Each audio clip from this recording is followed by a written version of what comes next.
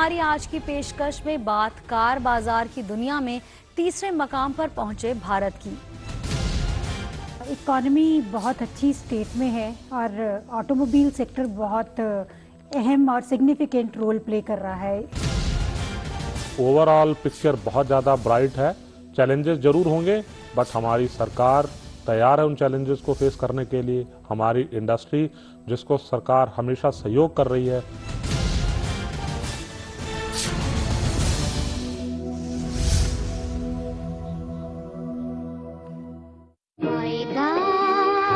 उन्होंने जब फिल्मों की कहानी लिखी तो जैसे एक महल तामीर कर दिया।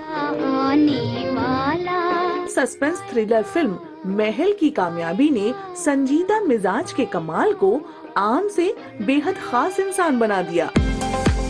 90 के दौर में इनकी कलम से ऐसी ऐसी कहानियां निकली जो लोगों के दिलों को छू गई। जब कोई सीन जाता था इनका तो राजकुमार के पास जाता था तो अपना डायलॉग तो बाद में पढ़ते थे, पहले शत्रुघ्न सिन्हा का डायलॉग पढ़ते थे, वो क्या बोल रहा है।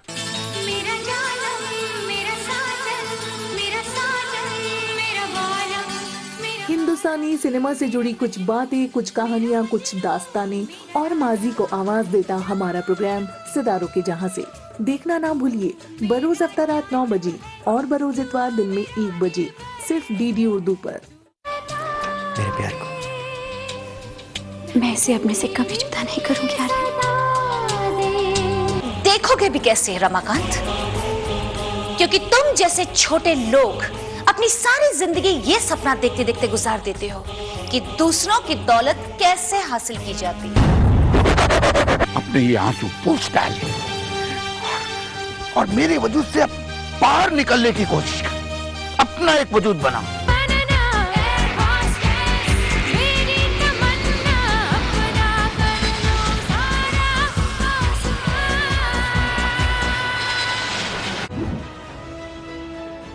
MSME ग्लोबल मार्ट एक अकेला ऐसा पोर्टल है जो पब्लिक और प्राइवेट दोनों सेक्टर्स को जॉइंटली बिजनेस के मौके मुहैया कराता है। MSME ministry government of India का स्कीम है। इसके थ्रू आप जो है 75% सब्सिडी 25,000 रुपये तक सालाना लेते हुए अपने लिए नया बायर ढूंढ सकते हैं। बायर से और सेलर से आप कनेक्ट हो सकते हैं और अपने बिजनेस को ग्रोथ नई ऊंचाइयों पे ले जा सकते हैं। 0 से 5 करोड़ टर्नओवर तक की कंपनियां माइक्रो इंटरप्राइजेस कहलाती हैं। एक माइक्रो यूनिट हूँ, मेरे पास उद्यम सर्टिफिकेट है। MSME ग्लोबल मार्ट की ऐड देख के मैंने अपने आप को रजिस्टर किया और मुझे अच्छी सब्सिडी भी मिली। जानकारी से कामयाबी तक प्रोग्राम मुलाहिजा फरमाइए। बरोज इतवार रात 9:30 बजे और बरोज पीर दिन में 1:30 बजे सिर्फ डीडी उर्दू पर।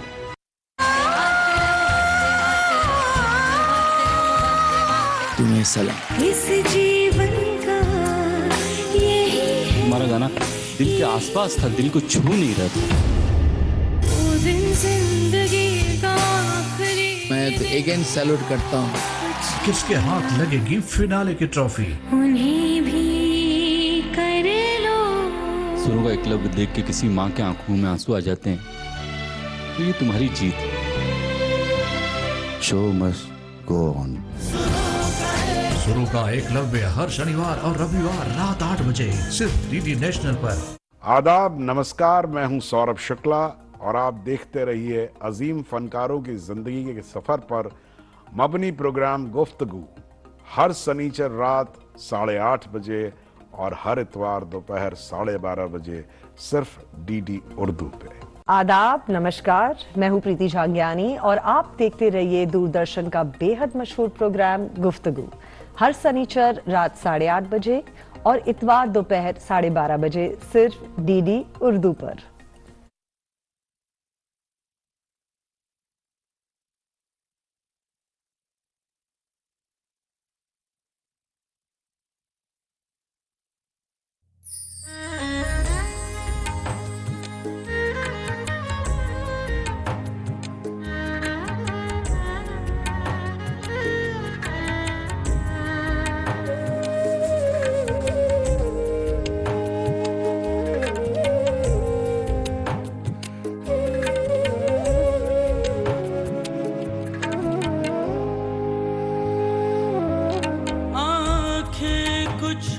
कहती है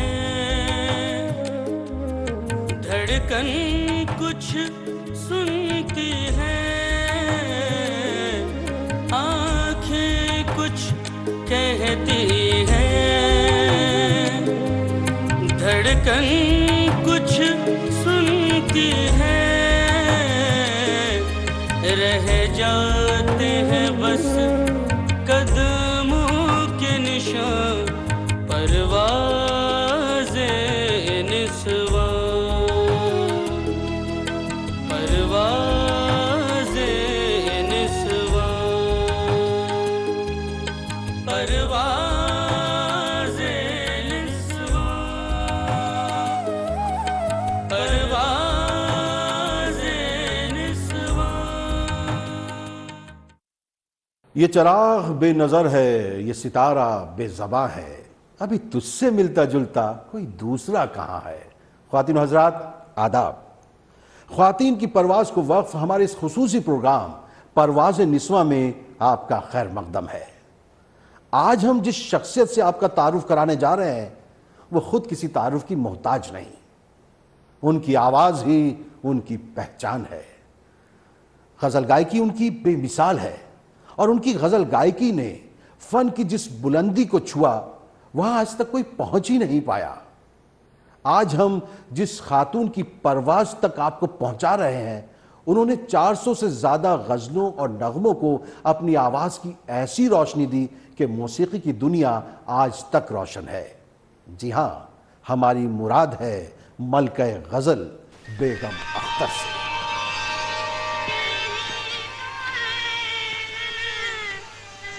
अख्तरी बाई फैजाबादी, जिन्हें हम बेगम अख्तर के नाम से जानते हैं, सूबाए उत्तर प्रदेश के जिला फैजाबाद के छोटे से शहर भदरसा में पैदा हुई। कि उस जमाने में फैजाबाद में वो नवाबों के जमाने से एक कुएं बहार होता था जहाँ लोग प्रोफेशनल गाने बजाने वाले रहते थे।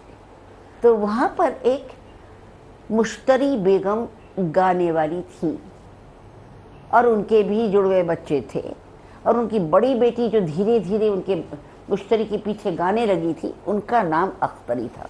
बेगम अख्तर का नाम दरअसल बिब्बी सैयद था।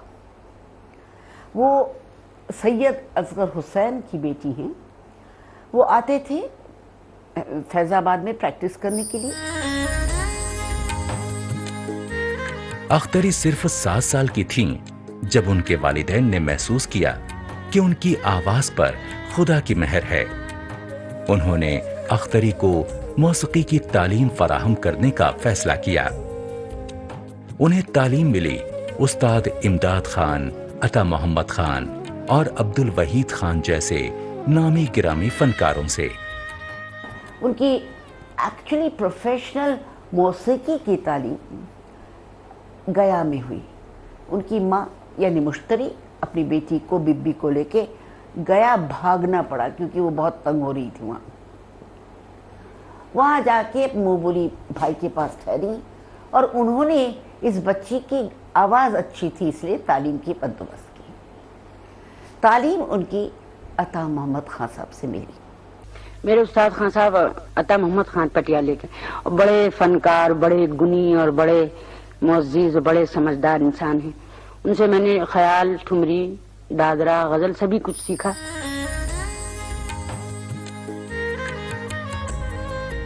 बेगम अख्तर का मौसीकी का हुनर बचपन में ही नजर आ गया था, लेकिन जिस दिलचस्पी और लगन से उन्होंने मौसीकी को अपनाया, ये बात तय हो गई कि मौसीकी के आसमान में एक बहुत बड़ा सितारा चमकने वाला है।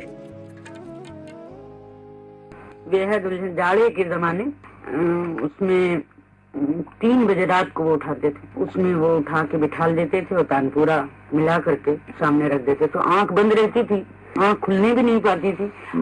हालत आखिर में ये हो गई थी कि सो रही हूँ और उन्होंने आवाज दिया, मेरा नाम लेके पुकारा कि उठो। बस तो तकिए के ऊपर से सर उठा के आंख बंद और आ करते हुए उठते थे।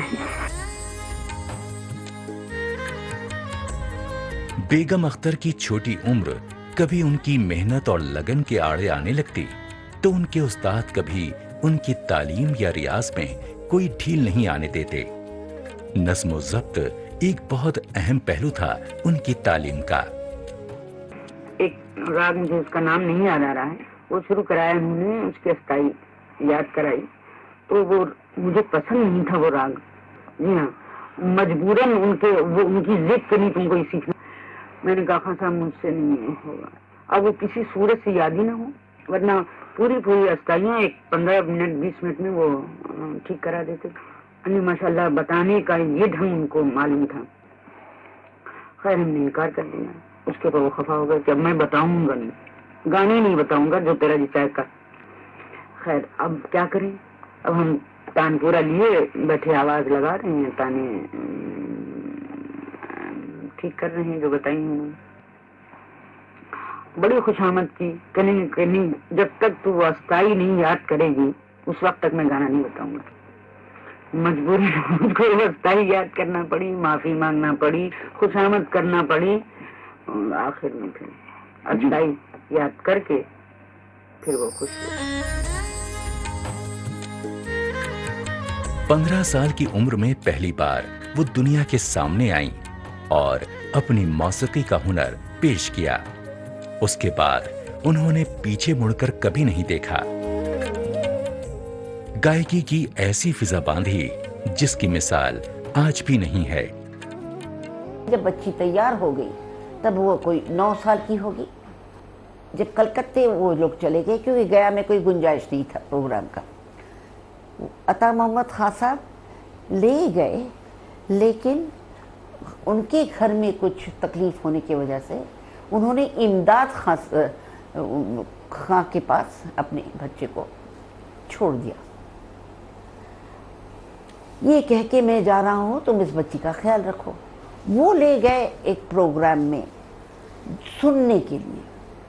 महज इत्तेफाक था उस प्रोग्राम में बड़े बड़े गाने वाले कोई भी नहीं आए। इसी तरह से उनकी जब प्रोग्राम में उनका गाना हुआ, बहुत घबरा गई थी, तो इन्होंने इमदाद खान साहब ने बताया कि अरे कि इसका नाम क्या लिखें, तो उन्होंने कहा कि बीबी सैयद। उन्होंने कहा कि बेगम साहब चुप रहिए करके उन्होंने नाम दे दिया अख्तरी बाई फैजाबादी। इस तरह से उनकी शुरुआत हुई तालीम और पहला प्रोग्राम। ख्वातीन हज़रात, ये जानना दिलचस्प रहेगा कि किस तरह बेगम अख्तर की मौसीकी के सफ़र का आगाज़ हुआ, उनकी पहली पेशकश किस तरह की थी। मेरे कॉन्सर्ट में शिरकत करने का एक अजीब वाक़या। सबसे पहली दफ़ा मैं जो स्टेज पे आई तो उस ज़माने में मैंने ये बिहार रिलीफ फंड के लिए प्रोग्राम किया था और जितने कलकत्ते में सब आर्टिस्ट थे सबको इनवाइट किया, मगर मौके के ऊपर कोई नहीं आया। सबने, क्योंकि वो उसके चैरिटी के लिए था, लिहाजा उनका तो कोई फायदा था नहीं, लिहाजा वो नहीं शरीक हुए। आई गई सब हमारे सर पे गई, टिकट वगैरह फरोख्त हो चुके। हम इस कदर परेशान, इतने परेशान हम आपको बता नहीं सकते। आखिर में हम रोने लगे। हमने कहा कि हम कैसे, हमने आज तक स्टेज पे गाया नहीं, हम कैसे गाएंगे। तो उन्होंने कहा कि जो मुंतजिम थे उन्होंने कहा आप खड़े होकर अनाउंस कर दीजिए कि मैंने जिन जिन लोगों को बुलाया था वो लोग नहीं आए, लिहाजा मैं उनके एवज या उनके बदले में आपको 2 गज़लें सुनाई देती हूँ। खैर पहुंचे साहब स्टेज पे, बड़ी पब्लिक वहां जमा और हम स्टेज के ऊपर थर थर थर थर हाथ पैर हमारे कप रहे थे कि अल्लाह कैसे गाएंगे हम। हमारे उस्ताद अता खान साहब मौजूद थे। उन्होंने कहा तुम घबराओ नहीं, अल्लाह का नाम लेके शुरू हो जाओ, बस एक ठुमरी गा दो, एक गजल गा दो, एक दादरा गा दो, खत्म कर दो। हमने कहा खान साहब आप कह तो रहे हैं मगर मुझसे गाया नहीं जाएगा। कहेंगे तुम बिस्मिल्लाह करके शुरू करो, चलो। उस्ताद ने हमारे कहा था ठुमरी गाना पहले, उसके बाद गजल गाना। हमने मारे घबराहट के पहले गजल शुरू कर दी। अब गजल जो शुरू की तो गजल चूंकि अच्छी थी और लोग समझदार थे बहुत से, उन्होंने दाद देना शुरू की और उसमें जी लगने लगा। अब वो थरथराहट और वो हाथ पैर हाँ जो ठंडे हो चुके थे उसमें जरा इत्मीनान हुआ दिल को भी। खैर हम गाते रहे, एक गजल गाई, उसके बाद फिर तालियां बजने लगी, फिर दूसरी गजल गाई, उसके बाद फरमाइश हुई दादरा गाओ, दादरा गाया, उसके बाद फिर फरमाइश हुई ठुमरी गाओ, फिर ठुमरी गाया। तो आप यकीन जानिए कि 2.5 घंटे मुसलसल पहली दफा स्टेज के ऊपर हम अकेले और कोई नहीं, बस इसी तरह चिल्ला चीख के वहाँ से उठ के चले आए और अल्लाह ने कामयाब कर दिया। उनका पहला प्रोग्राम जब था उनकी उम्र महज 11 साल की थी।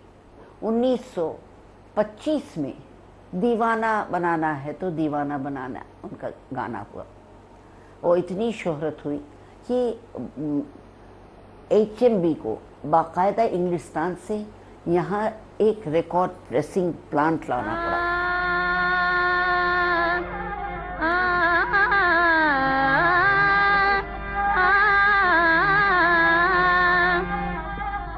दीवाना बनाना है तो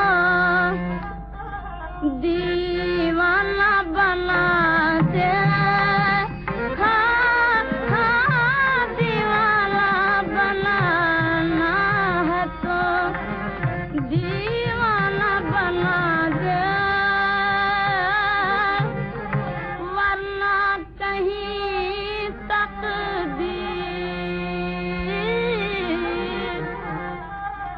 वरना कहीं तकदीर तमाशा न बना दे, हाँ हाँ वरना कहीं तकदीर तमाशा न बना।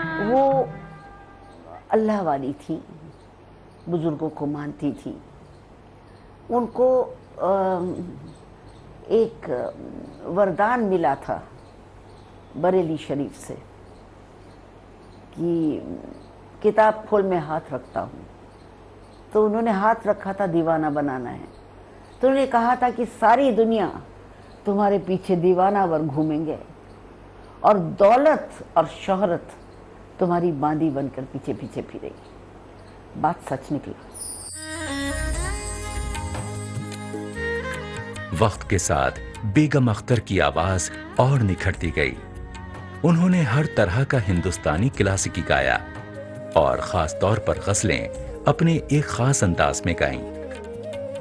उनका पहला रिकॉर्ड उस जमाने की कंपनी मेगाफोन रिकॉर्ड ने जारी किया और उसके बाद गजल, दादरा और ठुमरी से सजे कई रिकॉर्ड बाजार में आए। ऑल इंडिया रेडियो पर तो उनकी आवाज लगातार सुनाई देती रही। उन्होंने बहुत सारी फिल्में की और कामयाब भी हुई। जब हिंदुस्तान में टॉकीज का दौर शुरू हुआ तो उन्होंने हिंदी फिल्मों में बतौर अदाकारा भी काम किया। इस दौरान और अदाकाराओं की तरह अपनी फिल्मों में वो खुद ही गाती थीं। उनका अदाकारी का ये सफर कई सालों तक जारी रहा।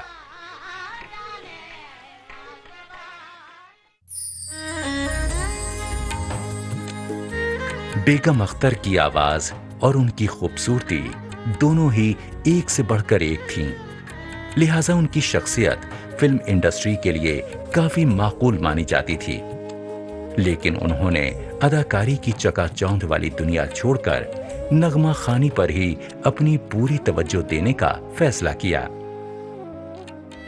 देखिए, ये वो जमाना था जब जितनी भी गायिकाएं, पेशेवर गायिकाएं थी, सब लोग फिल्मों में आना चाहते थे।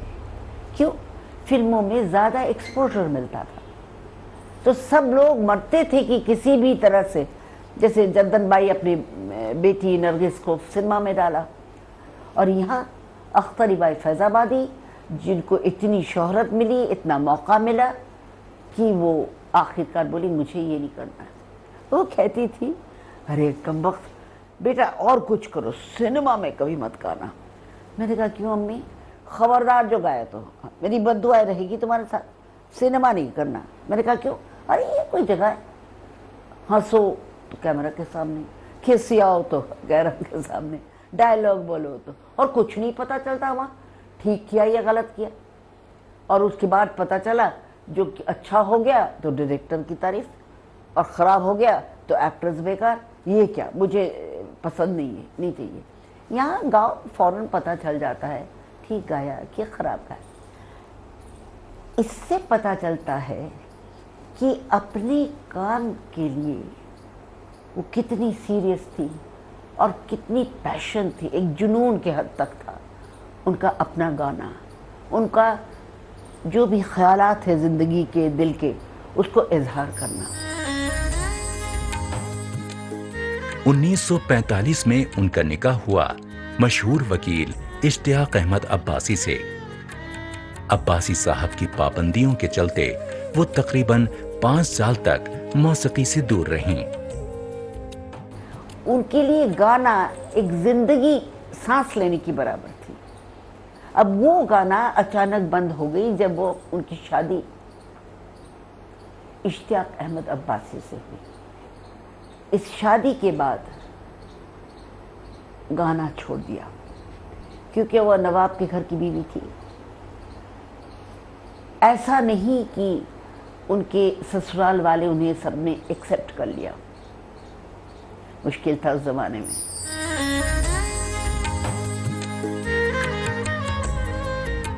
ऐसे फनकार के लिए अपने फन से दूर रहना कहाँ मुमकिन था। इन सब चीजों के चलते वो बीमार पड़ गईं। कोई दवा कारगर साबित ना हुई। तब लोगों की समझ में आया कि उनका फन ही दरअसल उनकी दवा है। 7 बार उम्मीद से हुई, 7 बार, और 7 ही बार उन्हें नाउमीदी का देखना पड़ा। तो इतनी तकलीफ में वो हो गई कि आखिरकार वो इतनी बीमार हो गई कि बचने की उम्मीद नहीं रही। तब उनके फैमिली डॉक्टर ने कहा कि इन्हें दोबारा गाना गाने दीजिए, नहीं तो वो बचेगी नहीं। तभी इसी तरह से उनको रेडियो में गाना गाने दिया गया। 1949 में उन्होंने तकरीबन 5 साल के बाद रिकॉर्डिंग स्टूडियो का रुख किया। उन्होंने लखनऊ रेडियो स्टेशन में 3 गजलें और एक दादरा पेश किया। रिकॉर्डिंग के बाद उनका दिल भर आया और वो अपने आंसुओं को रोक ना पाईं। फिर जो वो रिजर्वेक्ट हुई और ऑल इंडिया रेडियो से गाने आई, ये विनोद चैटर्जी ने ये ए मोहब्बत तेरे अंजाम पे रोना आया का तर्ज दिया। ऐ मोहब्बत तेरे अंजाम पे रोना आया, ऐ मोहब्बत तेरे अंजाम पे रोना आया, ऐ मोहब्बत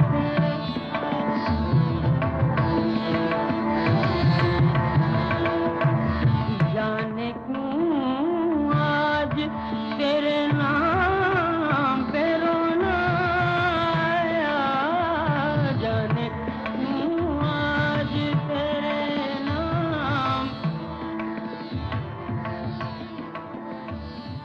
इन्हीं पत्थरों पे चलकर अगर आ सको तो आओ, मेरे घर के रास्ते में कोई कहकशा नहीं है। अपनी जिंदगी की तमाम दिक्कतों और परेशानियों से जूझते हुए बेगम अख्तर ने अपनी गजल गायकी का सफर जारी रखा। राह में मिलने वाली हर रुकावट उनके अंदर एक नया जज्बा और नई हिम्मत उनकी बुलंद परवाजी के लिए अता करता था। और इस तरह बेगम अख्तर की गजल गायकी का सफर जारी रहा और बुलंदी पाता रहा। एक बार दोबारा जो वो आई, उसके बाद उन्होंने फिर जलसा घर के लिए गाया सत्यजीत रे के, जिसमें वो खुद गाई। उन्होंने कहा मैं प्ले बैक तो करूंगी नहीं, मुझे अगर गाने दें तो हम गा देंगे, वो बात अलग, प्ले बैक नहीं करेंगे। तो उन्होंने प्ले बैक किया। भर भर आए मोरी अखियाँ पिया बिन, भर भर आए मोरी अखियाँ पिया बिन, भर भर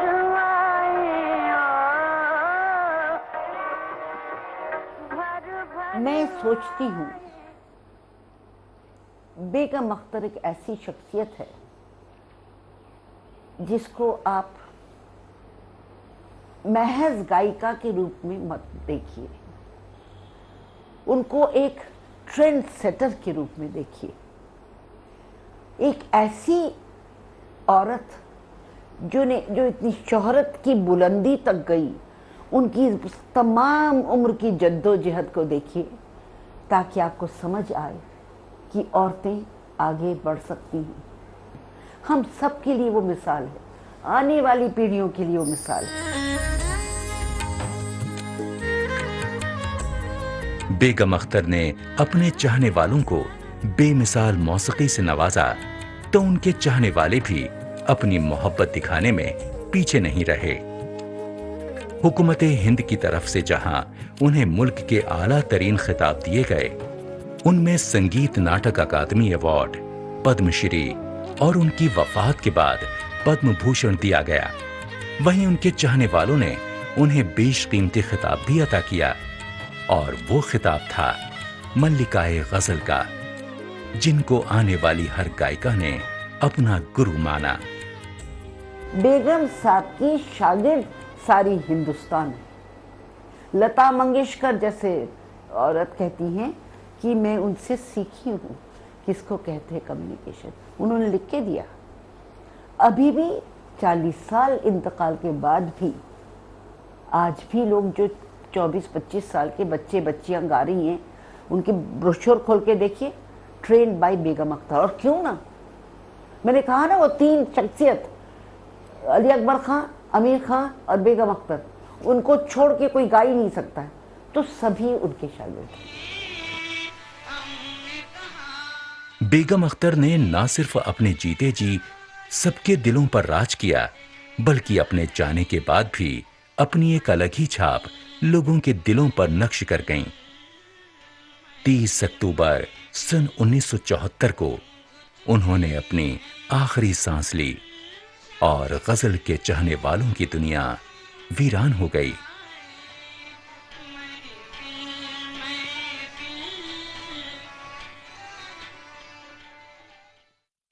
इनसे उनसे अफसाने सब अजनबी हैं, यहाँ किसको कौन। जाने से 8 दिन पहले बेगम अख्तर ने अपनी आखिरी गजल कैफी आजमी साहब के लिए रिकॉर्ड की थी।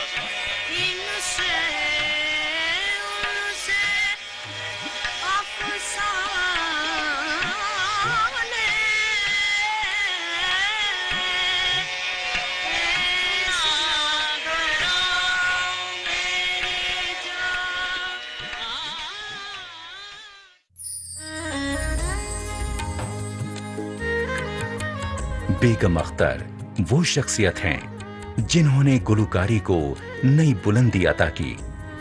उन्होंने दुनिया को बताया कि गुलकारी सिर्फ गले से निकलने वाली आवाज नहीं, बल्कि दिलों को जीत लेने वाला एक जादू है।